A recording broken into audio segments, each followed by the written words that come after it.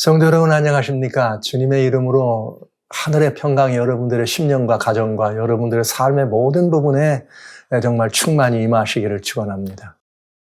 별미로 읽어보는 요한계시록. 드디어 이제 저희는 또 한 장 한 장 거듭해 나가면서 드디어 이제 7장을 바라보는 시간이 됐습니다. 그렇습니다. 요한계시록을 바라보는 우리들의 마음 가운데는 두려움이나 조급함보다는 먼저 주님의 은혜에 대한 감동과 감화가 먼저 우리의 심령에 아로새겨지는 것이 요한계시록을 주신 주님의 목표요 목적이란 사실을 다시 한번 되새기는 것은 중요합니다. 우리 주님께서 우리들과 항상 함께 하시겠다고 약속하신 보장의 말씀으로 그 언약의 성취로 주신 것이 요한계시록이기 때문에 우리는 이 계시록을 살피고 연구할 때 더 마음이 따뜻해지고 하나님의 은혜로 저희의 마음이 촉촉히 적셔지는 복된 시간들이 되었으면 참 좋겠습니다. 지난 시간에 6장에 있는 말씀을 다 돌아봤습니다. 봉인된 책에 인이 떨어지는 이 부분들을 보았고요. 이제 이 시간에는 7장에 들어가면서 요한계시록 7장은 6장에 주어진 누가 그 진노의 큰 날에 설 수 있을 것인가? 그 답으로 주어지신 것이에요. 그 답은 여기 아시는 바대로 14만 4천이다. 그래서 오늘 여러분 저는 누가 그 앞에 설 수 있으며 14만 4천은 누구인가 하는 이 문제에 대해서 여러분과 함께 살펴보기를 원합니다. 인봉된 책이 있었다고 하는 것은, 인봉된 책이 있었다는 것은 이 인류의 구속을 위한 하나님 아버지와 아들 하나님, 이 놀라운 그 사이에 있었던 이 평화의 언약이 담겨져 있는 것이고, 예수님의 구속의 완성으로 말미암아 우리들에게 모든 잃었던 것을 회복해 주시는 복된 기별들이 담겨 있는 그 책이 뭐예요? 인봉된 책 안에 기록된 내용들이죠. 그런데 그 인봉된 책이 이제 열려서 하나씩 열려져서 우리들에게 전달된다고 하는 것은 그 놀라운 기쁨, 은혜의 복음의 소식, 휘년의 놀라운 이 복된 소식이 온 누리에 전파되는 것을 우리들에게 보여주는 것임을 분명히 여러분들은 이제 이해하셨을 것으로 믿으면서 여기 이 구원의 복음, 이 복음은 교회에게 맡겨졌다고 하는 것이 저와 여러분에게 맡겨졌다고 하는 것입니다. 우리는 이 복음의 내용대로 살아야 되고 이 복음의 내용을 어떻게도 하고 알리고 증거도 해야 할 의무가 있는 사람들이라는 사실을 부디 잊지 말아 주시기 바랍니다. 예수께서 어떻게 하셨습니다? 이기셨습니다. 우리는 우주에 울려 퍼진 이 구원의 노래가 두 방향이 있는데 하나는 보좌에 앉으신 이와 어린 양에게, 보좌에 앉으시는 창조의 주권주로 설명되어 있었고 4장에 어린 양은 구속의 주권주로 설명이 되어 있었습니다. 5장에. 그래서 이것이 그리스도인들의 삶에 정말 우리의 삶이 하나님께 드려지는 경배와 찬양과 우리의 삶에 드려지는 우리의 모든 미션에 다양한 제목이 되어야 하는 것이죠. 우리는 그렇게 살아야 합니다. 그리고 어떻게 해야 되는 거예요? 그 아름다운 복음의 복음을 증거하고 나눠야 합니다. 그런데 이 인이 여섯 번째 인이 떨어질 때에 거기 마지막 줄에 뭐가 되어 있느냐? 예수님이 오시는 이야기. 이제 악인들을 위하여 심판하고 이제 의인들을 위해 상급을 가지고 예수님이 오실 때 이야기가 전거되면서 그들의 진노의 큰 날이 이르렀으니 누가 능히 서리오 하더라. 이렇게 인이 떨어지면서 보여지는 것이죠. 그때 이 말씀에 대한 답으로 주어진 것이 요한계시록 7장입니다. 그러니까 인봉된 책에 대한 이야기가 나오다 갑자기 아직 인이 안 떨어졌는데 왜 7장이 나오지 궁금하실 것 같아요. 궁금하실 이유 없습니다. 이건 아주 중요한 거예요. 계시록 7장의 내용은 정말 중요합니다. 이 중요한 내용은 정말 우리들에게 있어서 교회 안에 있어서 굉장히 마음을 따뜻하기도 하고 또 그러면서 은혜와 보상이 약속된 아름다운 장면이기도 하죠. 그래서 오늘은 여러분과 같이 7장의 말씀을 같이 읽습니다. 그 중요한 답이 7장에 들어있는데 이 일 후에 내가 네 천사가 땅 모퉁이에 선 것을 보니 땅의 사방 바람을 붙잡아 바람으로 하여금 땅에나 바다에나 각종 나무에 불지 못하게 하더라. 예. 하나님의 이렇게 정말 오셔서 대풍이 막 그냥 바람이 흔들리듯 이런 모든 징조도 있을 거를 보여주셔서 이제 그것이 이루어질 상황이 돼서 마지막에 이제 그걸 떨어지면 그게 이루어지겠죠. 이제 심판의 장면이. 그런데 여기 7장에는 잠깐 아직 그런 예수님이 재림하시기 직전에 있어야 될 일들에 대해 설명하면서 하늘의 네 모퉁이, 땅의 사방 바람을 붙잡은 천사들이 있었고 이들이 이제 이 인이 떨어지니까 그걸 착 놓으면서 그런 일이 진행되도록 하는 일을 하려고 했더니 잠깐 기다려라. 아직 뭐가 안 됐다? 아직 완성이 안 됐다. 뭐가 완성 안 됐어요? 그 인이 떨어지기 전에 그 완전히 바람이 불어서 태양에 재앙이 오기 전에 먼저 이루어져야 될 일이 딱 한 가지가 남았는데 그 일이 남았다는 얘기죠. 그래서 여기 뭐라겠는가 하면 나 땅에 바다에나 나무에나 불지 못하게 하더라. 그럼 이게 이 바람이 뭐냐면 설명되고 있어요. 바람은 뭐냐면 땅과 바다를 해롭게 할 권세. 그러니까 재앙이요 심판의 바람인 것을 알 수가 있다는 거죠. 그러니까 여기는 뭐 해석할 이유가 없어요. 이 모든 마지막 최후의 재앙, 마지막 인류를 향한 최후의 심판은 누구로부터 내려옵니다? 하나님께로부터 내려옵니다. 그리고 어디에 떨어져요? 땅과 바다와 나무에게 떨어질 거다. 그러니까 여기에 이런 그 재앙들의 모습을 어디에 떨어질 것까지도 성경은 우리들에게 알려져 있네요. 그러면 이 재앙이 와야 되는데 잠깐 기다려라. 아직 안 되는 이유는 뭐냐? 또금에 살아계신 하나님의 인을 가지고 해 돋는 데로부터 올라와서 누가? 천사가 땅과 바다를 해롭게 할 권세를 얻은 네 천사, 즉 네 바람을 불고 받들고 있는 네 천사를 향하여 큰 소리로 외쳐서 우리가 하나님의 종들의 이마에 인치기까지 땅이나 바다나 나무나 뭐 하지 말라? 해하지 말라. 그러니까 이 바람이 놓여지면 땅과 바다와 이 나무가 완전히 어떻게 되는 거예요? 황폐케 되는 그야말로 이 지구촌의 환경이 하늘에서부터 내려오는 땅 모퉁이니까 지구 전반적인 지구촌의 환경이 무너지고 깨어지는 모습을 보게 되는 것이죠. 자, 이제 우리는 이 장면을 바라보면서 야, 놀라운 일이다. 놀라운 일이다. 이게 하나님의 이 창조의 역사 가운데 있었던 그런 여러 개 아름다운 이 창조 질서의 마지막으로 주님이 뭘 하시는 거예요? 창조 질서를 어떻게 할 만큼 막 이렇게 이 질서가 깨어질 만큼 거창한 재난과 재앙이 하늘로부터 마련되어 있고 그 우리 사람들 하나님의 아까 말했던 이 땅에 있는 왕과 귀족들과 장군들과 부자들과 자주자들과 종이나 모두에게 하나님을 거역한 이들에게 내리는 재앙의 모습이 있다는 것을 보게 되는 거죠. 그런데 그 재앙은 언제 시작되느냐?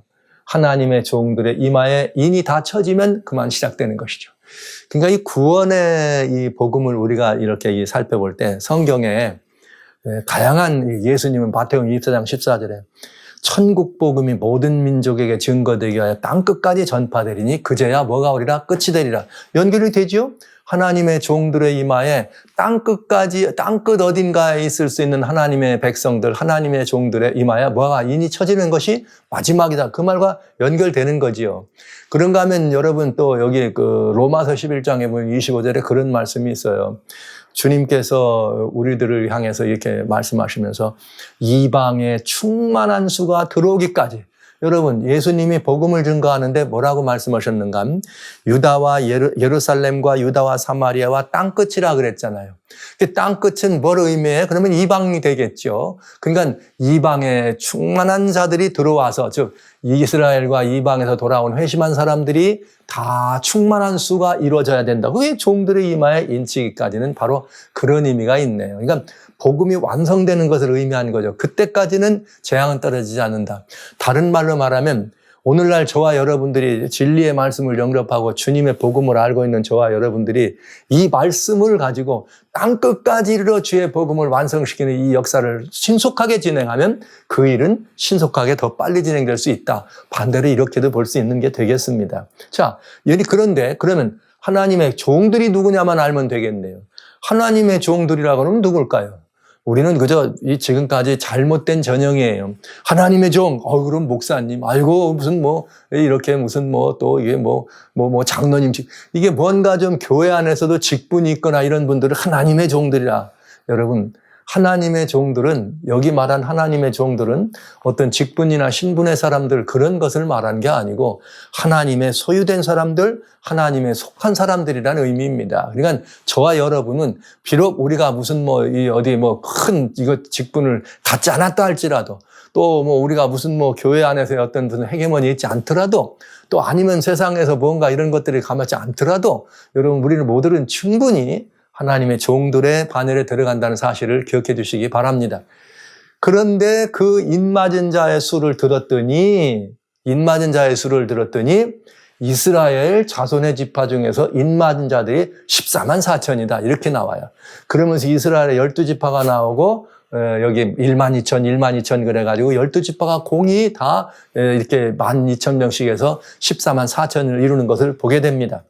이 중에 이스라엘의 12지파 가운데 특별히 마지막 이스라엘 12아들 가운데 마지막이 베냐민이죠. 그러면 11번째 아들이 또 누구의 요셉이 있잖아요. 근데 요셉이 여기 보면 요셉도 나오고 요셉의 아들이 있어요. 요셉의 아들이 누군가 하면은 므낫세입니다. 그러니까 므낫세. 그러면 이스라엘의 지파가 12인데 그럼 므낫세 아들이 하나 둘 들어가면 13이 돼야 되잖아요. 근데 여기에 누가 빠졌느냐면 단 지파가 빠졌어요. 그래서 단 지파는 여기서 빠지고 단 지파가 빠진 대로 여하튼 이스라엘의 12지파가 이곳에 있는 것을 보게 됩니다. 자, 이제 왜 어떤 이런 문제들 그러면서 드디어 말도 많고 생각도 많고 또 오해도 많고 이런 모든 것들이 많은 이 14만 4천 얘기가 나왔어요. 인맞은 사람들 14만 4천 얘기는 교회 다니는 사람들이 제일 궁금한 사람들이 이분들이에요. 그래서 이 14만 4천에 대해서 잘못 해석하면 믿음 없는 사람 되고 아주 형편없는 이렇게 영성이 없는 사람 되고 무언가 좀 이런 사람이 되고 14만 4천들을 잘못이란 말은 자기 마음에 들게 해석하면 훌륭한 분이고 영성 있는 분이고 자기 마음에 들지 않게 해석하면 믿음 없는 사람이고 영성 없는 사람이 돼요. 이런 것들을 판단하는 기준으로도 은근히 14만 4천이라는 부분이 써 있는 거죠. 그러면서 14만 4천.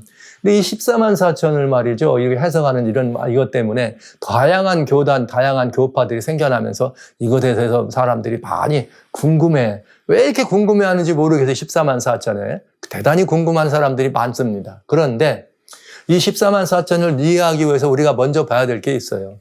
인을 치는 천사가 동방에서부터 해돋는데부터 온다 그랬는데 이 14만 4천의 인 치는 문제를 언제부터 인을 치느냐에 따라서 또 교회가 달라졌어. 어떤 이들은 이렇게 인 치는 일에 대해 여러 다양한 이야기들을 하면서 또 어떤 이들은 또 이게 근래 와가지고 인 치는 일이 시작됐다 1844년 시작됐다는 사람도 있고 1917년부터 시작됐다고 또 끝났다는 사람들도 있고 오만 사람들이 다 있어요. 그러면서 이거 가지고도 또 교회예요. 그러면 이제 또 하나는 뭐냐면 인은 뭐냐? 그럼 또 인에 대해서 또 막 다양한 해석들이 나와. 여러분. 이렇게 해서 요 세 가지를 어디서 요약되기 시작하냐면 네 번째예요.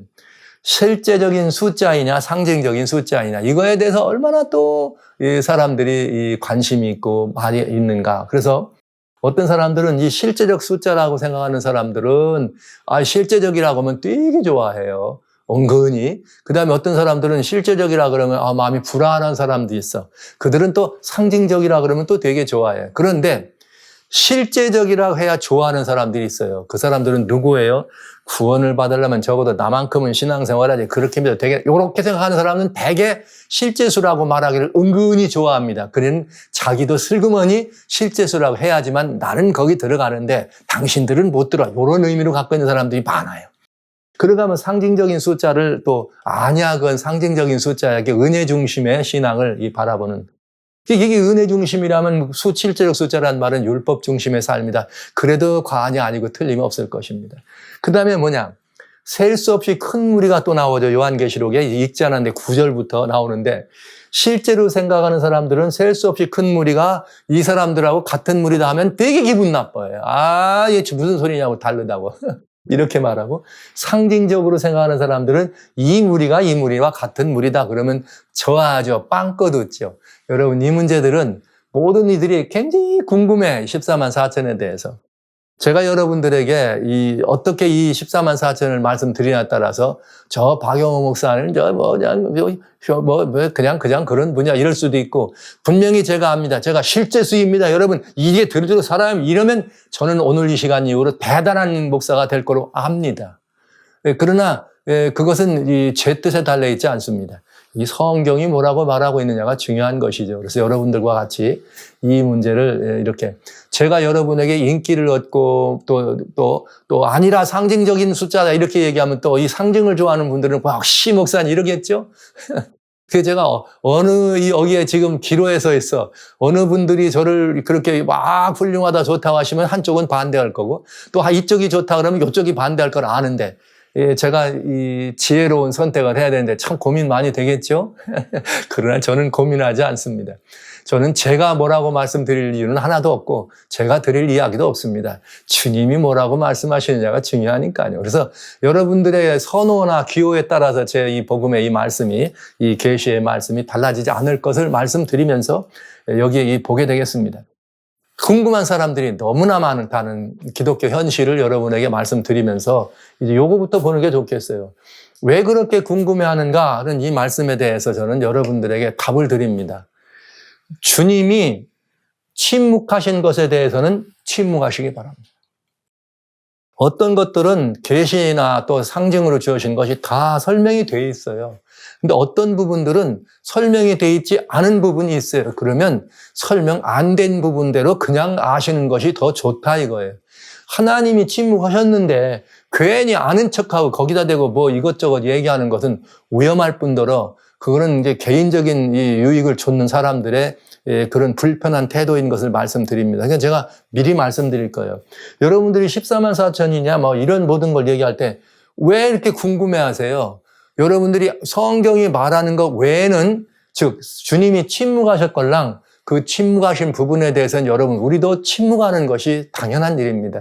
그것이 복음을 행사하는 사람들의 당연한 도리라는 말씀을 드리면서 이제 두 번째, 이는 언제부터 시기 시작했던가 이 문제를 먼저 보려고 그래요.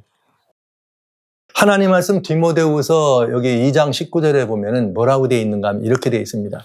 인침이 있어 일러스되 주께서 자기 백성을 아신다 했으면 이렇게 되어 있어요. 여기 이 디모데후서 2장 19절입니다. 이렇게 되어 있어요. 하나님의 견고한 터는 섰으니 인침이 있어 일러스되 주께서 자기 백성을 아신다 하며 또 주의 이름을 부르는 자마다 모든 불에서 떠나라 하셨느냐 이렇게 되어 있어요. 그러니까 하나님이 인을 치시는데 인 치시는 이유는 너는 내 백성이라고 해서 인을 치는 거죠. 그러면 여기 말씀을 드리면 금방 우리 뭔가 떠오르는 게 있어요. 여러분 14만 4천하고 똑같이 궁금하고 관심 있는 게 있어요. 그게 뭐냐? 짐승의 표. 짐승의 표를 어디다 받아요? 이마에나 오른손에 받는다. 그리고 이마에나 오른손에 받는다고 할 때 사단이 자기의 소유된 표를 찍는 거잖아요. 그것처럼 하나님도 여기 뭐라 그랬어요? 하나님이 인을 치시는 것은 내 백성을 아신다. 즉 너는 내 백성이라 하는 표시로 주님이 인을 치신다 이거예요. 그러면 지금 여기 디모데후서 2장 19절에는 인침이 있어 일러스되 이미 이 견고한 터는 섰다 그랬어요. 하나님의 견고한 터는 어디입니까? 예수 그리스도. 반석 같은 예수님이 어디에서 십자가 세우신 그 선은 이미 섰습니다. 그리고 나서 하나님의 백성들을 뭐 하는 거예요? 인 치시는 거죠. 그러니까 인은 언제부터 치기 시작했느냐? 이 말은 무슨 말이에요? 예수님의 십자가 위에 하나님의 터가 서고 그 다음부터 그 믿음으로 영접하는 모든 이에게 너는 백성이라고 내 백성이라고 하나님이 뭐라고 하시는 거예요?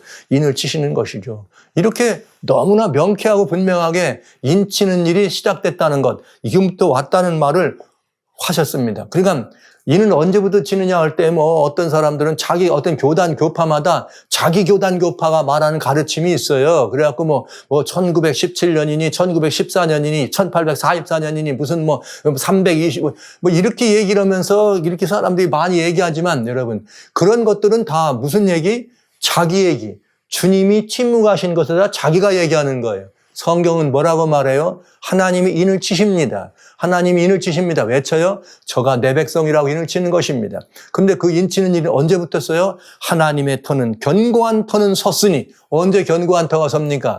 예수 그리스도의 십자가의 그 은혜로 말미암아 십자가에서 주님 달려 돌아가실 때 드디어 십자가에서 주님의 견고한 터는 서게 되신 것입니다. 돌아가시고 부활하심으로 말미암아 하나님의 뭘 완성했어요? 성전을 온전케 완성한 것. 저 성전을 헐라 3일 만에 내가 완성하리라. 이렇게 하나님의 견고한 터가 십자가에서 완성되는 걸 보죠. 그런 다음에 성경은 여기 분명히 말하기를 주께서 인침이 있어야 해서 이미 인을 치고 있었다 이렇게 말씀하신 거예요. 내 백성이라 인침. 그러니까 여러분 인은 언제부터 지각했느냐? 지금까지 알고 계셨던 개념 다 내려놓으시고 성경이 이렇게 말한다. 이렇게 말해서 디모데후서 2장 19절에 있다 이렇게. 그러면 인을 친다고 하는데 도대체 이 주님이 내 백성이란 누구를 내 백성이라고 했느냐 이것도 따져봐야 되잖아요. 누가 하나님 백성인가? 요 말은 에베소서 1장 13절에 있습니다. 에베소 1장 13절에는 뭐라고 하냐면 너희가 진리의 말씀 뭐예요? 진리의 말씀 곧 우리의 뭐예요? 구원의 복음을 놀라운 일이에요. 진리의 말씀 곧 구원의 복음을 우리가 어떻게 할 때 그 안에서 믿어서 영접할 때 우리를 뭐예요? 성령으로 인쳤다 이렇게 나와요. 할렐루야. 네. 언제 인을 맞아요? 우리가 언제든지 십자가 이후로 인치는 일이 시작됐는데 언제 인 맞느냐? 누가 인 맞느냐? 진리의 말씀, 곧 구원의 복음을 뭐하는 사람? 영접하는 사람은 어떻게 되는 거예요? 인침을 받겠다 이거예요. 구원의 복음, 뭐라 그랬어요? 이제 하나님께서 이미 하나님의 인봉된 책이 어떻게 하기 시작했다고? 열리기 시작했다고요. 언제부터요? 부활 승천하시면서 예수님이 열으셨다고요, 이미. 그러니까 이 모든 정말 재밌어요. 인봉된 책도 있는가 하면은 누가 그 안에 백성이 될 자격이 있어요?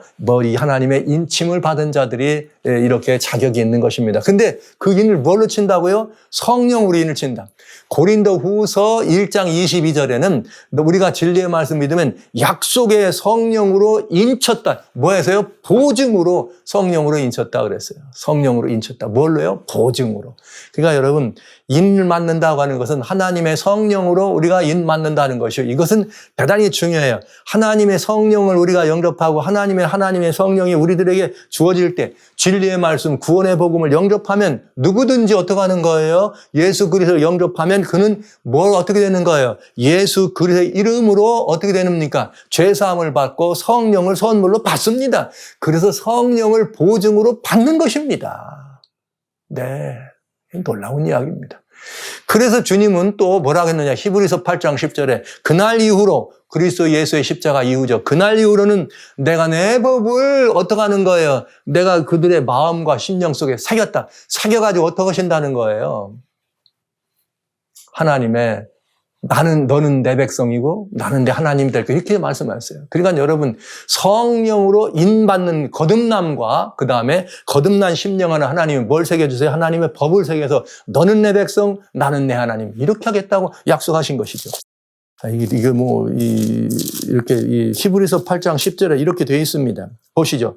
또 주께서 가라사대 그날 후에 내가 이스라엘 제부로 세울 언약이 이것인데 그날 후에 내 법을 저희 생각에 두고 저희 마음에 이것을 기록하리라. 그래서 마음에 기록됐으니까 고린도서 3장에 뭐라고 되어 있습니까? 우리의 심령의 비에 기록되어 있다고 말씀하신 거죠. 네. 거기에 뭐라고 되어 있는가? 여기에 마음에 기록하면서 그 이유는 나는 저희에게 하나님이 되고 저희는 나의 백성이 되리라. 이렇게 되어 있어요. 그러니까 디모데후서 2장 19절 말씀하고 딱 일치되잖아요. 주께서 인침이 썰렸을 때 너는 내 백성이라. 내가 내 백성을 안다. 그러면서 인침의 의미는 진리의 말씀 복음을 영접하면 주님께서 성령으로 인치시면서 즉 성령으로 우리가 인칠 때 다시 새로운 사람으로 거듭나면서 우리의 심령 속에는 뭐가 기록되는 거예요? 하나님의 이 놀라운 일이 우리들에게 주어지는 것을 알 수가 있네요. 이렇게 너무나 분명한 이런 부분들을 우리는 알 수 있어요. 고린도후서의 3장에 보면은 우리가 어디에다가 이런 하나님 것을 이게 받느냐 하면은 이런 말씀이 있어요. 고린도후서 3장에 보면은 우리 주님께서 3절에 이렇게 표현했어요. 너희는 우리로 말미암아 고린도후서 3장입니다. 3절에 너는 우리로 말미암아 나타난 그리스도의 편지니 이건 먹으로 쓴 것이 아니고 오직 살아계신 하나님의 영으로 한 것이요 또 돌비에 쓴 것이 아니고 돌비에 쓴 게 뭐예요? 하나님의 친수를 기록한 돌비죠. 이제는 돌비 안 쓰고 오직 육에 신비한 것이라. 할렐루야. 이렇게 해서 우리는 이 하나님의 인을 치는 것이 언제 시작됐으며 누구의 인 치는 것인가를 보았습니다.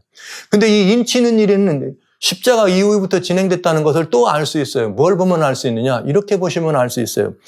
여기 요한계시록 아직 읽진 않았습니다. 근데 요한계시록 11장에 보면 이렇게 나와요. 또 지팡이 같은 갈대를 주며 말하기를 일어나서 하나님의 성전과 제단과 그 안에서 경배하는 자들을 청량하라. 청량한다는 말은 어떻게 재는 거죠. 그러니까 아무나 되는 거 아니에요. 그 기준이 맞아야 돼요. 그 기준이 뭡니까? 진리의 말씀, 구원의 복음을 영접했느냐 안 했느냐 이것입니다. 이거 대단히 중요한 말이에요. 그럼 사람들은 이걸 보고 와우 그것은 다른 심판 말하는 거 아니냐고 계시록 11장에 뭐 나중에 11장 볼 거예요. 근데 보시죠. 이게 아닙니다. 그 말을 읽어보면 압니다. 성전방 마당은 청량하지 말라. 그걸 이방인에게 주었으니까 앞으로 42달 동안 와우. 그러니까 이 말은 무슨 말이에요? 앞으로 42달 동안 이방인에게 짓밟히는 일이 있기 이전에 벌써 하나님의 성전은 인친 일이 시작된 거예요. 측량했다는 말은 쟀다는 말이잖아요. 쟀다는 말은 기준을 쟀다는 거잖아요. 그러니까 그건 판단과 기준에 대한 심판을 말하는 거고 인치는 일을 말하는 거죠. 왜? 기준품이 돼야 되는 거잖아요. 불량품인가 아닌가. 이 말을 베드로전서에서 주님께서 분명히 말씀하시기를 뭐라 했는가? 4장 17절에 보면은 베드로전서 4장 17절에 이렇게 말씀했어요. 너희가 만약에 우리들에게 말할 때 4장 17절에 하나님의 집에서 심판을 시작할 때가 되었다. 이렇게 됐어요. 하나님의 집에서 먼저 심판한대요. 그럼 이 심판은 무슨 심판이냐? 따져봐야 되잖아요. 네. 이 심판은 무슨 심판이냐? 왜 심판을 하나님의 집에서 합니까? 하나님의 집에서 심판했단 말은 구원에 합당한가 안 한가를 따져본다는 거죠. 근데 뭐라 했냐면 하나님의 집에서 심판을 시작할 때가 이미 되었다. 벌써 심판하고 있다는 거죠. 근데 그 심판의 내용이 뭔지를 16절을 보면 알 수 있어요. 뭐라 그래 있느냐? 만일 그리스도인으로 고난을 받은 즉 부끄러워 말고 그 이름으로 하나님께 영광을 돌려라. 이렇게 말해요. 고난을 받으면 영광 돌리라. 그러면서 하나님의 집에서 뭐가 있다? 심판. 고난과 심판이 연결되네? 왜 그럴까? 이유가 있습니다. 이게 굉장히 중요한 이유예요. 이건 여기 데살로니가 후서에 보면은 데살로니가 후서 1장에 보면은 뭐라고 되어 있는가? 이렇게 되어 있어요. 자, 1장 4절에 너희의 참는 모든 핍박과 환난 중에서 너희 인내와 믿음을 인하여 하나님의 여러 교회에서 우리가 자랑한다. 이렇게 환난과 핍박 때문에 자랑하는데 왜냐? 이는 하나님의 공의로운 심판의 표로서 너희로 하나님 나라에 합당한 자로 여기심을 얻게 하려 함이라. 그 나라를 위하여 너희가 확 나오네. 와우. 그러니까 베드로가 뭐라 그랬어요? 고난받냐? 하나님께 영광 돌려라. 왜? 하나님의 집에서 심판을 시작할 때가 됐다. 이 말이 무슨 뜻이냐? 그리스도인들이 고난은 하나님의 뭐예요? 공의의 심판이에요. 근데 이 심판은 뭘 의미해?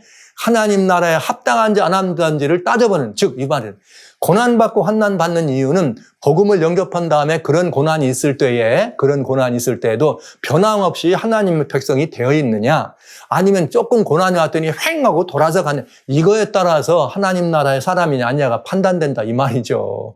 그러니까 그리스도인에게는 뭐가 심판이 되는 거예요? 영접한 이후에는 고난이 심판이 되는 거예요. 그래서 마지막 때, 이것은 언제예요? 현실적으로 언제든지 그런 일이 있는 거죠. 언제든지. 모든 그리스도인이 고난은 이것은 하나님 나라에 합당한지를 받는 공의의 심판이 이렇게 되어 있는 거예요. 자, 그런데 중요한 건 이것이 마지막 시대에 가면 최후로 짐승과 그 우상에게 경배케 하고 짐승의 표를 받게 하는 사건이 벌어진다 그랬잖아요. 그게 고난이 오겠죠. 그거를 거절하는 것은 고난 속에서도 하나님 편에 서는 것이요. 그러면 구원에 합당한 사람이 돼. 똑같은 얘기를 지금 하고 있는 것입니다. 여러분, 요쯤 말씀드릴게요. 그러니까 십자가 이후에 그리스도인들을 향해 무하는 사건이, 인치는 사건이 벌어졌고, 그 이는 뭐냐? 진리의 말씀을 영접하는 것, 그 진리의 말씀이 내 안에 들어와 있으면 그건 어떻게 된 거예요? 그건 내가 거듭난 사람이 되고 그것으로 성령으로 구원의 사람으로 확증하고 인을 받습니다. 그럼 인을 받고 그때 어떻게 되는 거예요? 그는 하나님의 백성이라. 이 말은 어떤 것입니까? 고난이 와도 하나님 편, 잣대로 재봐도 하나님 기준에 맞는 사람, 진리의 말씀 구원의 복음을 영접한 사람은 인받은 사람입니다. 오늘 많은 사람들이 이것 때문에 굉장히 갈등하고 고민해요. 나는 언제 인맞지? 어떤 이들은 그런 말을 해. 이와 보셔, 그렇게 살아 되겠냐고. 지금 하나님의 막 인을 치는 때인데 말이야. 인치는 사업이 시작돼갖고 인치는 때인데 그렇게 살아 돼. 이렇게 많이 해요. 뭘 하고 이렇게 하라고. 거짓말입니다. 인을 치는 일은 지금 시작된 게 아니고 십자가 이후부터 시작돼 왔고, 우리는 내가 어떻게 하고 이렇게 해서 인을 받는 것이 아니고 진리의 말씀, 구원의 복음, 즉 구원의 복음의 핵심은 뭐예요? 예수 그리스도. 그리스도인 예수를 영접해 드리면 성령으로 인치겠다고 주님 약속하셨어요. 할렐루야. 저는 성경 밖으로 여러분이 넘어가지 말게 되시기를 바랍니다. 성경이 그렇게 말했으면 그대로 믿으셔야 돼요. 왜 거기에 뭘 하나님이 말씀하지 않은 걸 더 하시느냐 이 말이에요. 어디 성경에 뭘 행하고 뭘 하고 하면 인 맞는다는 말이 어디 있습니까? 없잖아요. 예, 그런 게. 예. 그리고 몇 년부터 인치기 시작 이런 말 없잖아요. 십자가 이후에는 인침이 있어. 견고한 터가 선 다음에 인치기 시작했다고 약속 안 하십니까? 그리고 하나님의 성전을 청량한다고 했잖아요. 청량이란 잰다는 말이죠. 이 사람이 진짜냐 가짜냐를 재는 거죠. 넉넉한지 다른지를. 근데 그걸 판단하는 기준이 뭐다? 진리의 말씀, 구원의 복음이었다. 이렇게 된 거예요.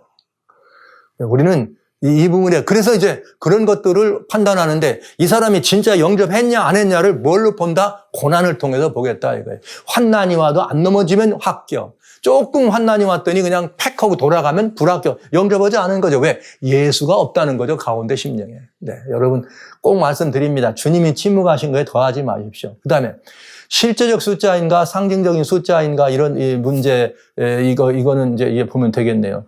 자, 너는 내 백성이라고 하는 인의 이유는 내 백성이라는 소유의 인이니까 이건 이렇게 이미 말씀을 드린 거고요. 인은 내 백성이라 하나님의 소유.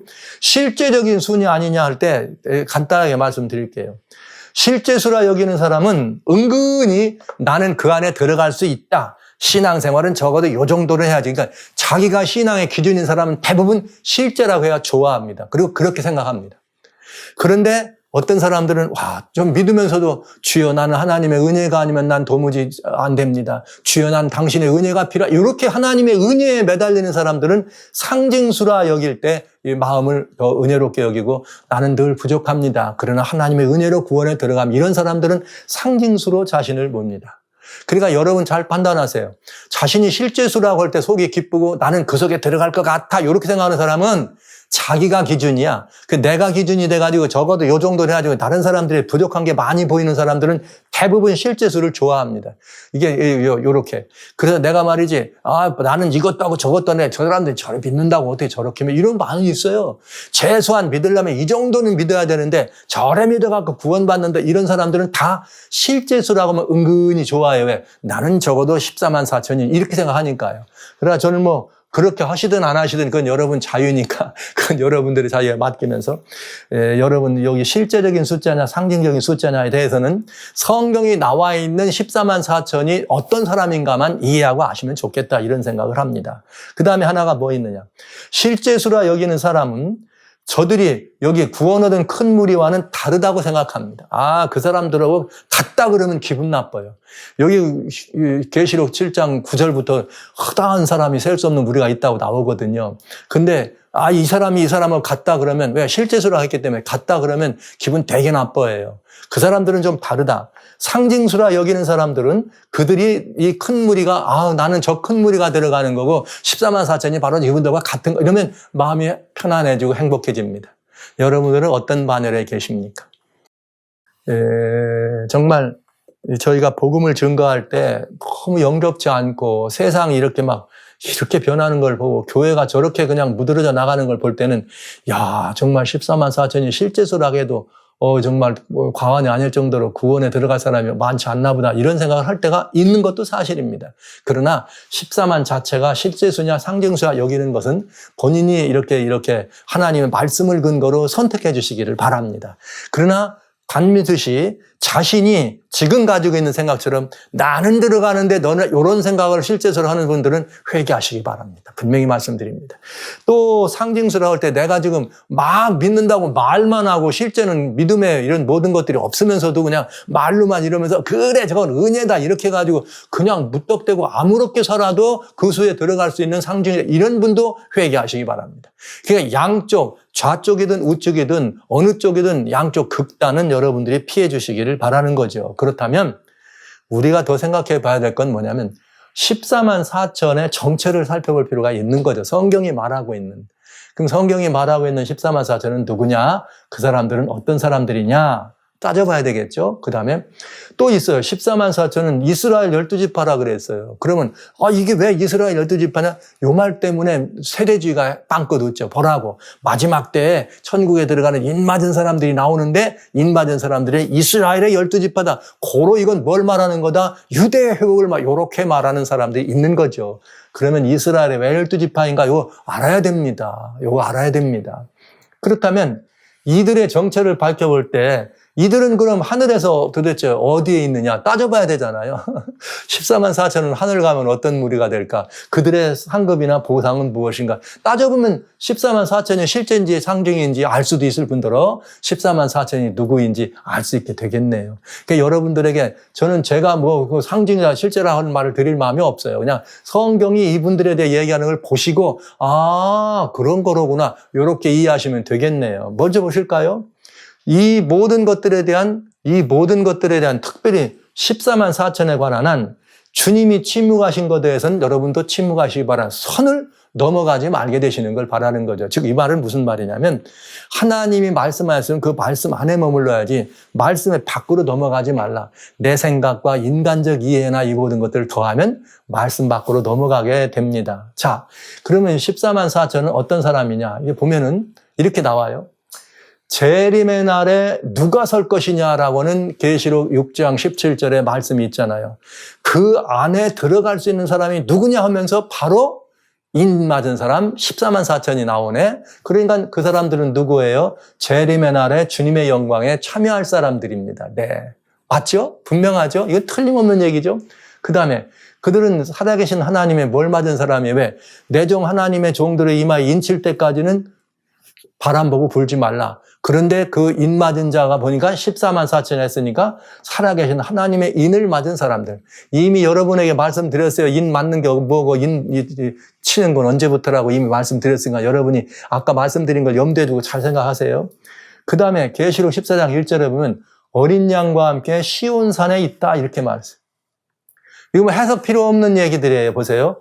이마에 어린 양의 이름과 아버지의 이름이 있더라 이렇게 돼 있네요. 인 맞은 사람이잖아요. 그러면 아까 뭐라 그랬어요? 내 종 하나님의 종들의 이마에 인쳐라 그랬다 이렇게 말씀드렸어요. 그랬더니 그 이마에 뭐가 있더라? 아버지의 이름이 있다. 그러니까 아버지의 소유된 사람이다 이 말이죠. 어린 양의 이름과 아버지의 이름이란 말은 아버지의 소유된 사람, 어린 양의 소유된 사람. 그리스도인 기독교가 약간 이율배반적인 모순이 있어요. 그건 뭐냐면 아버지 하나님과 예수님 사이를 살짝 삼위일체다 얘기해가면서 살짝 격을 나누는 사람들이 많이 있습니다. 뭘로? 자기도 모르는 부지불식간에. 그게 이런 거죠. 하나님 아버지가 우리에게 아들 예수를 보내신 것은 우리로 하여금 아버지께로 돌아가도록 위해서, 즉 이 말은 아버지와 같이 살기 위해서 하신 일이 분명하잖아요. 그런데 우리는 아버지 하나님에 대한 것은 내려놓고 예수님을 믿으면 거듭나고 예수님을 믿어서 부활한 예수님을 따르면 다 하다고 거기다 초점을 줘가지고 예수께서 멈춰 누구에게 안 나가고요? 아버지께로 안 나가고 그런 경우가 있는 걸 보는데 성경은 뭐라고 그래? No. 어린 양의 이름과 아버지의 이름이 있더라. 요한계시록 4장에는 만물의 창조주신 아버지, 요한계시록 5장에는 만물의 주인 되신 아버지 하나님과 보좌 앉으신 이와 구속의 주인이신 어린 양 둘에 대한 경배와 예배가 있잖아요. 이런 모습들을 잘 염두에 두시기를 바랍니다. 그 다음에 보좌와 내 생물과 장로들 앞에서 새 노래를 불러 14장 4절이에요. 땅에서 구원 얻은 사람이고 처음 익은 열매들. 여자로 더불어 정절을 더럽히지 않은 자. 요거는 조금 여자라고 하는 말. 그러면 여러분 여자로 더불어 정절을 더럽히지 않았다는데 만약 이 여자가 사람 남자와 여자를 구분하는 그냥 일순환적인 피지컬하고 물리적인 여자라면 모든 여자는 다 더러운 존재가 돼야 되잖아요. 그럼 이게 무슨 뜻이라? 여자로 더불어 정절을 더럽히지 않았다는 말은 모든 여자들이 다 더러운 존재, 부정한 존재가 아니잖아요. 교회 안은 누가 더 많습니까? 여자분들이 성도니 더 많은데. 그러니까 이 여자라고 하는 말은 그냥 우리가 말하는 남녀 간의 이런 여자를 말하는 것이 아니다 하는 걸 알 수가 있겠죠. 그러면 성경이 말하는 여자는 또 다른 여자는 뭐냐? 하나님의 백성들을 의미할 때 교회. 그런가 하면은 이 구약의 이스라엘 하나님의 교회, 신약에는 진정한 우리들의 교회, 하나님을 떠난 음녀를 타락한 여자, 음녀라고 얘기하는 거죠. 그러니까 여자로 더불어 정절을 더럽히지 않았단 말은 하나님을 믿는 일에 있어서 왔다리 갔다리 양다리 신앙을 하지 않았다 이렇게 보시면 답이 되겠네요. 그 다음에 어린 양이 인도하는 어딘지 따라가는 사람. 뭐 이거 다 해석이 필요 없는 얘기예요. 보시면 이거 다 알 수 있는 얘기지. 하나님과 어린 양에게 속한 자, 그 입에 거짓이 없고 흠이 없는 자들, 이런 것들은 뭐가 되겠어요? 우리들이 정말 예수님의 은혜로 말미암아 이루고 또 이뤄야 될 우리들의 덕성이라고 보시면 되겠죠. 이들이 14만 4천이에요. 야, 어떤 분들이에요? 훌륭한 분들이죠. 여러분들이 여기서 이렇게 보시면서 이해하지 못하거나 아니면 나는 저기에 들어갈 수가 없다라고 생각하시는 부분이 있습니까? 있다면 뭐 하면 돼요? 회개하면 됩니다. 잘 보세요. 여러분들은 살아계신 하나님의 인 맞은 사람인가? 아까 말씀드렸죠. 진리의 말씀, 구원의 복음을 영접했으면 인 맞는 거예요. 그리고 하나님의 인 맞았으면 딱 보면 인 맞았으니까 4번과 9번은 끝났네. 하나님께 속했다는 뜻이고 인 맞았으니까 또 뭐가 되는 거예요? 이마에 이 하나님의 이름이 있다. 어린 양의 이름이 있다는 말은 우리의 심령의 인을 맞아. 심령의 인을 맞으면 이 마음의 비에 인을 맞으면 이것이 그 사람의 성품이 됐다 이 말이고요. 그 사람의 삶이 돼서 그것이 밖으로 드러납니다. 그러니까 밖으로 드러나면 어떻게 되는 거예요? 이마의 모습을 그 밖으로 드러난 걸 볼 수가 있죠. 사단은 이마에다 인을 쳐. 속은 상관하지 않아요. 요게 인 때리는 방법의 다른 부분입니다. 하나님은 우리의 생각과 마음에 하나님의 법을 기록하시지만, 인을 치시지만, 사단은 우리의 그냥 이마에 인을 칩니다. 그건 뭘 의미해요? 하나님, 우리의 심령부터 하나님께 돌아오기를 바라지. 사단은 속마음은 상관하지 않아. 껍데기라도 사단에 속하면 되는 것이죠. 그런 모습 보면 되겠네요. 여기 뭐 오해하거나 이렇게 이해 못하실 부분 없기 때문에 그들이 누구냐? 이 안에. 여러분 이 안에 들어가려면 애를 써야 되겠어요? 뭘 잘하시면 이 안에 들어가겠어요? 여러분 이 안에 들어가신다면 오로지 뭐 하면 돼요? 인을 맞으면 된다. 진리의 말씀, 구원의 복음을 영접하시면 되겠다. 그러면 여기 보면은 믿음대로 예수 잘 믿고 살아라 이 말 아닙니까? 제가 이 말을 한 줄로 요약할게요. 예수님 잘 영접하시고 예수님 잘 믿고 예수님과 동행하세요. 그러면 이 얘기가 되네. 14만 4천이다. 이런 말이 되겠습니다. 그러면 중요한 건 뭐냐? 왜 이스라엘의 지파인가 따져봐야 되겠죠. 요게 이제 우리들에게 많은 이 헷갈리는 부분이 되겠습니다. 요게 헷갈리는 부분이. 자, 이스라엘 지파인 이유. 제가 말씀 안 드리고요. 성경이 뭐라고 대답하나 한번 보시겠습니다. 한번 보시죠. 이스라엘의 12지파를 거기다 기록한 데는 이유가 있어요. 그 이유는 성경 예언의 성취고 약속입니다. 이것도. 놀라운 이야기죠. 마태복음 28장에 주님께서 내가 땅끝까지 너희와 함께하리라 하시고 계시록을 주셔서 우리와 같이 하셔. 그럼 여기 한번 보세요. 무슨 약속인가? 창세기 17장 4절 5절에 내가 너와 내 언약을 세우니 아브라함입니다. 너는 열국의 아비가 될지라 이제 이후로는 내 이름을 아브라함이라 하지 말고 아브라함이라 하리니 이는 내가 너로 열국의 아버지가 되게 하겠다. 아브라함이 뭐가 되는 거예요? 열국의 아버지가 되도록. 그렇게 했습니다. 그럼 이 열국의 아버지라 된다고 하는 이 말은 아브라함이 그래서 우리의 뭐가 되는 거예요? 믿는 자의 조상이라 이런 표현이죠. 자, 여기 이렇게 됐네요. 갈라디아 3장 28절 29절 너희는 유대인이나 헬라인이나 종이나 자주자나 다 남자나 여자 없이 다 그리스도 예수 안에서 하나다. 너희가 그리스도께 속한 자면 곧 아브라함의 자손이 이렇게 돼 있어요. 와우. 그런데 이미 유대 백성들은 아브라함의 자손이고 이제는 뭐가 되는 거? 우리가 예수님께 속하면 곧 뭐가 되는 거예요? 아브라함의 자손이다. 그런데 여기 로마서 4장에 보면 아브라함을 믿음의 조상이 되기 전에 무할례자들 있다가 할례 이런 말이 나오잖아요. 근데 그것처럼 예수님께 속한 사람을 뭐라 그랬어요? 아브라함의 자손. 근데 아브라함의 자손인데 특별히 뭐와 관련졌는가? 유업을 이을 자다. 유업이 뭡니까? 유산이고 유업이 뭐예요? 그 하나님께로부터 상급을 누린다는 거죠. 그러면 그리스도인들이 지금 여러분들이 여기서 다 우리가 믿고 살아갑니다. 주님께 충성하고 헌신합니다. 이렇게 합니다. 결국 무슨 유업을 받는다 그래요? 천국의 유업을 받는다 그러죠. 천국의 유업을 언제 받아요? 여러분이 천국의 유업은 예수님 오실 때 우리의 상급이 주어지죠. 그리고 예수님 오실 때 상급이 주어지면서 우리가 들어갈 하늘 도성에 대한 이야기가 나오죠. 그 얘기가 나오는 거예요. 그러니까 아브라함의 자손이요 약속대로 유업을 이을 자다. 즉 우리는 믿음의 유업을 받는 사람의 반열에 들어가. 누구의 자손이 되어서? 아브라함의 자손이 되어서. 그러면 이제 보세요. 자, 하나님의 이렇게 이 천국의 유업을 얻는데 하나님의 이 천국의 유업 보십시다. 이거 계시록 21장입니다. 이건 이제 미래의 일이지만 유업이라고 했으니까 보시죠.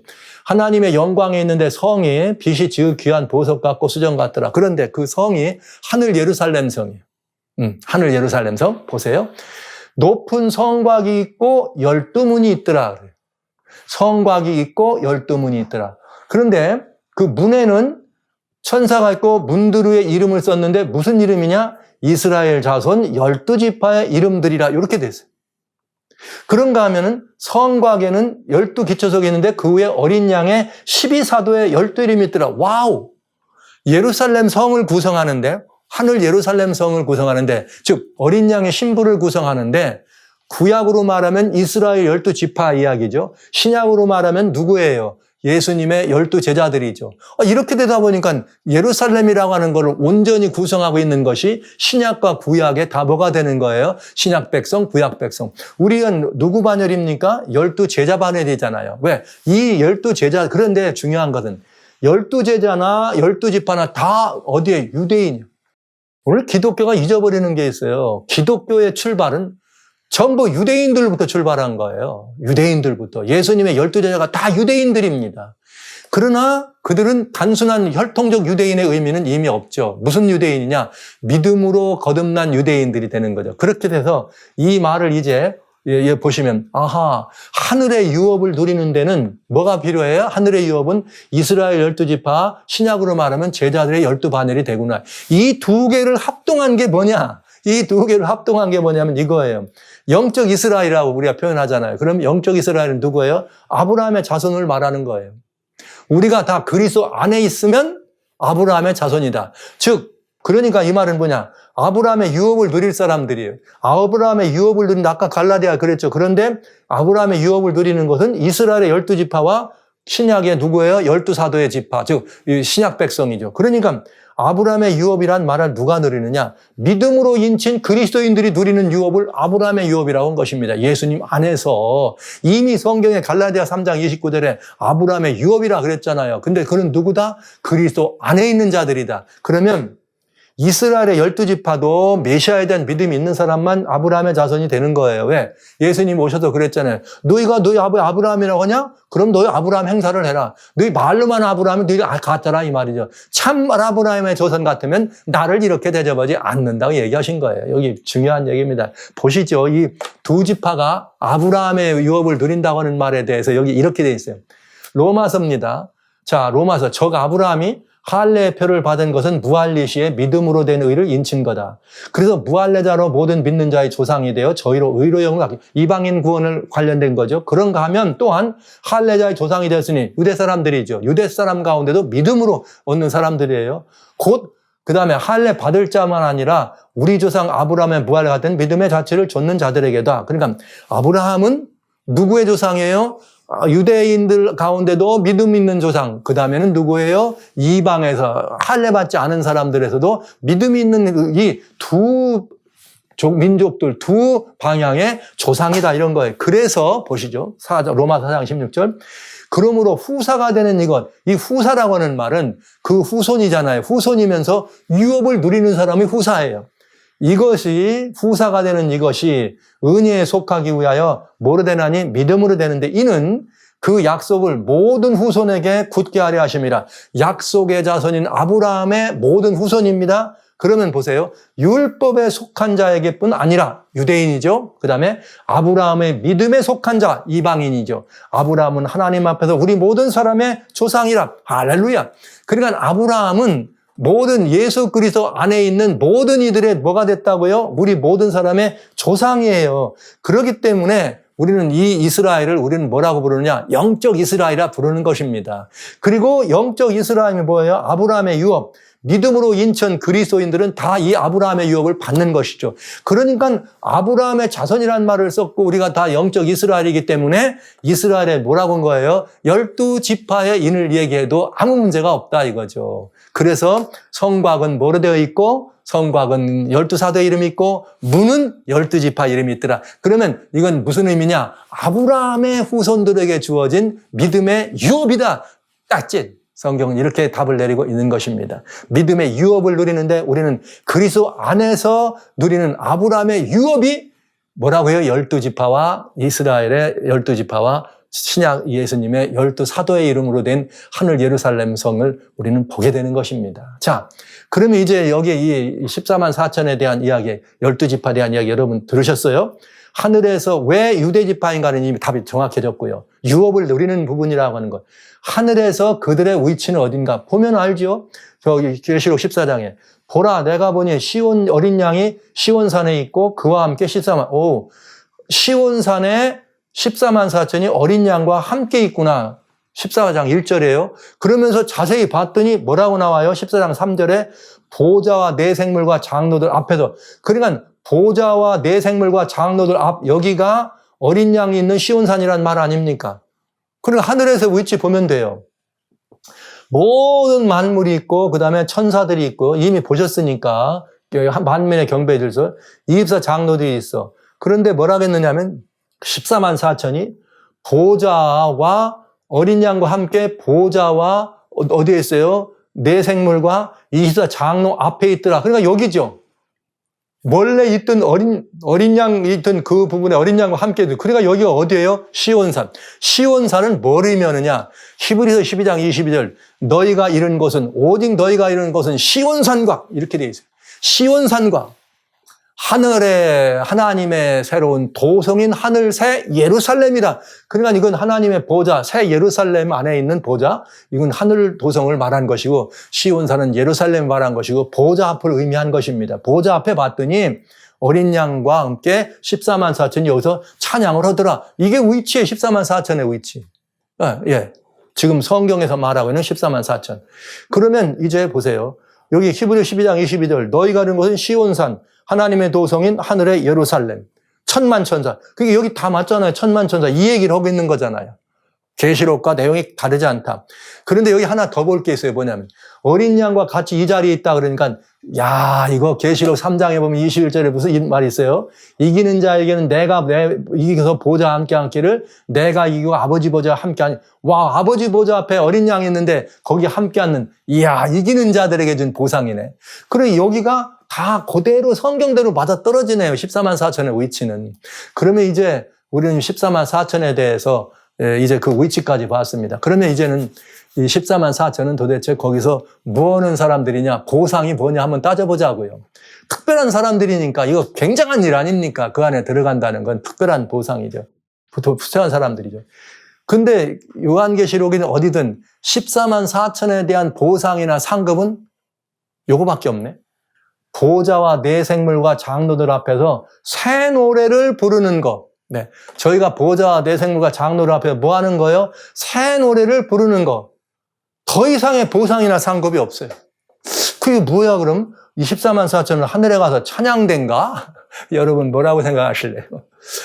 이들을 위한 상급이 없다고요. 다른 아무런 보상이 이들에게 뭐 너희 눈에서 눈물을 씻긴다는 말도 없고 너희가 무슨 아무것도 그런 말이 없네요. 그러면 이제 여러분 14만 4천이라고 하는 이 존재들에 대해서 우리가 봐야 될 모든 부분들에 대한 내용을 다 봤습니다. 그러면 이 본질이 이것이 상징적인 것이냐 실제적인가라고 봤을 때라면 만약에 14만 4천가 실세수였다면 이들만을 위한 특별한 보상이나 아니면 뭐가 있어야 돼. 근데 나와 있는 거는 오직 보좌 앞에 서 있다고 하는 것과 이 새 노래를 부른다. 여러분 새 노래는 언제 불러진 거죠? 이게 새 노래가 언제 불러진 거죠? 계시록 5장 9절로 10절에 새 노래를 부른다. 누가요? 이 네 생물과 장로들이 불렀던 새 노래, 그 새 노래가 뭡니까? 하나님 아버지 앞에서 제사장 삼았다 이 얘기 아닙니까? 그 노래를 이들이 부르는 거예요. 새 노래를 우리가 이런 이 은혜를 입은 구속이 받은 은혜를 부른 동일한 새 노래입니다. 새 노래를 부른다고 하는 이야기를 우리가 봅니다. 더 이상의 보상이나 상급은 없다는 말씀을 여러분 꼭 기억해 주시기 바랍니다. 그리고 그 이상 14만 4천에 대해서는 주님이 침묵하신 것에 대해서는 우리도 침묵하는 것이 마땅합니다. 그러니까 여러분들이 궁금해하시는 많은 것들이 있지만 오늘 드린 말씀처럼 14만 4천은 가만히 보니까 야, 이분들은 예수님을 잘 믿는 사람들이야. 틀림없이 예수님을 잘 믿는 사람. 그래서 어린 양과 같이 어디로 인도하든지 따라갔다는 말은 동행하는 사람들이 분명하구나. 그들에겐 이런 특권이 주어졌구나. 요것까지만 이해하시면 되겠습니다. 요것까지만. 자, 그래서 우리가 아는 14만 4천은 누구냐? 그냥 단순하게 이해해 주시면 좋겠어요. 예수님 오시기 전에 하나님의 종들의 이마에 인쳤다. 14만 4천이란 예수님 오시기 전에 하나님의 종들의 이마에 인 맞는 사람이 14만 4천이구나. 그냥 그렇게 이해하시면 돼요. 14만 4천은 누구다? 하나님의 종이다. 이 14만 4천이 다 차야지만 인 맞은 자가 차야지만 예수님 재림이 완성되고 마지막까지 인 맞고 결정되는구나. 이게 반드시 돼야 되는구나. 그리고 이들을 향해서는 믿음으로 인친 아브라함의 후사구나. 이렇게 되는 거죠. 14만 4천이 누구예요? 12지파로 이스라엘이니까 아브라함의 후사들이네. 와우. 그렇다면 살아신 성도 여러분, 이 이야기가 14만 4천에 대한 그냥 고정된 개념으로 이해해 주시면 답이 되겠습니다. 더 이상의 어떤 다른 말씀을 듣지 마시고 이대로만 읽어주시면 14만 4천이 누구인가에 대한 답이 우리들에게 내려지게 되겠습니다. 네, 지금까지 우리는 14만 4천에 대해서 제가 그냥 너무나 많은 이해와 너무나 많은 이야기들이 있지만 이 1시간 동안 여러분에게 간단하게 다 말씀드렸어요. 왜? 더 말씀드릴 필요도 없어요. 성경이 분명한데 뭘 거기에 더 다른 생각을 할 게 있습니까? 성경대로 하고 주님이 침묵하신 것 우리가 침묵하고 이제 더 중요한 것 여기 그러면 누가 그 앞에 서리오는 주님의 이렇게 질문에 그 계시록 7장은 14만 4천만 그렇지 않아요. 그 다음에 또 다른 존재들이 있습니다. 그러니까 우리는 그 또 다른 존재들도 그 답으로 찾아봐야 되겠습니다. 흥미진진한 얘기죠. 어쩌면 여러분들 가운데는 조금 실망한 분도 있을 수 있어요. 그러나 어쩌면 여러분들에게는 더 큰 희망과 더 구원에 대한 확신이 더 마음 가운데 있게 되시기를 바랍니다. 분명한 것은 진리의 말씀, 하나님의 생명의 구원의 복음을 영접하는 순간 하나님께서 여러분들을 성령으로 인치신다는 사실을 믿으시기 바랍니다. 그리고 나는 그렇게 영접했다는 사실을 주장하시기 바랍니다. 주님 앞에 고백하시고 주여 저는 주의 진리의 말씀을 영접합니다. 진리의 말씀의 주인이신 구원의 복음의 주인이신 예수님을 나는 영접합니다. 주님은 나의 주인이십니다. 그러면 여러분은 뭐 맞은 사람? 여러분 하나님께서 여러분의 심령에 성령으로 인쳐주시고 나는 인 맞은 사람이야. 이거 십자가 때부터 지금까지 쳐왔는데 너무나 행복하게도 우리 세대까지 연결되고 내 대에 와서 나는 예수님을 이래 영접하고 인 맞은 사람으로 살아가네. 이렇게 인정하시고 내가 있어서 주님의 구원이 주님의 십자가의 인친 사건이 이렇게 이루어짐으로 예수님의 재림이 더 나 하나 때문에 더 빨리 이루어질 수 있다는 사실로 인해서 감사하고 감격하는 그래서 날마다 사람이 인 맞은 사람답게 생활하시고 인 맞은 사람으로서 주장하시고 인 맞은 하나님의 백성임을 누려서 아브라함의 후사로서 아브라함의 이런 모든 것들을 누릴 수 있는 하나님의 종이라 이 사실을 잊지 말아 주시면서 기쁨과 넘치는 확신과 구원의 감격과 기쁨으로 넘치는 여러분 되어주시기를 주의 이름으로 축원합니다.